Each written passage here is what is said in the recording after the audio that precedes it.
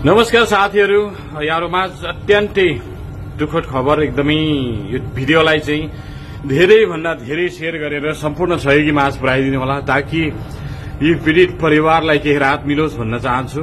विशेष गरी निसीखोला गाउँपालिका 1 पाखापानीमा बस्दै आउनुभएका बनबहादुर विकका छोरा हुमबहादुर विकको घरमा सम्पूर्ण कुराहरू जलेर नष्ट भएको छ। यति बेला यो परिवारलाई निकै दुःख परेको छ। यो धेरै भन्दा धेरै शेयर गरिदिनु होला भिडियो।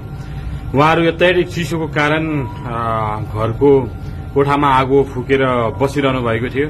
त्यसै क्रममा अचानक त्यो खरको छानो भएकै कारण अचानक आग लागि भएर सम्पूर्ण लट्टा कपडा खाद्यान्न जस्ता चिजहरू सम्पूर्ण चिजहरू भएका सबै चिजहरूको नष्ट भएको छ र यति बेला यो परिवार बिचल्ली परेको छ। एकदमै दुःखद खबर हो।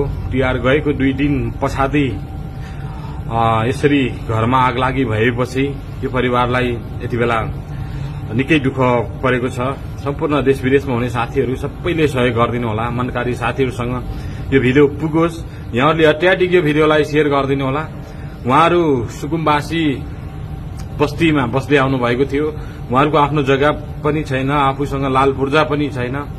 केही नभएको व्यक्ति एउटा ज्याला मजदुरी गरेर खाने परिवार दिनमा काम गरेर साँझ एक छाक लिएर आएर परिवारको भोको पेट भर्ने परिवार। यो परिवार एकदमै नाजुक अवस्थाको परिवारलाई यति बेला यस्तो दुःख परेको छ। यो दुःखमा सबैले सहयोग गरिदिनु होला, साथ दिनु होला भन्न चाहन्छु।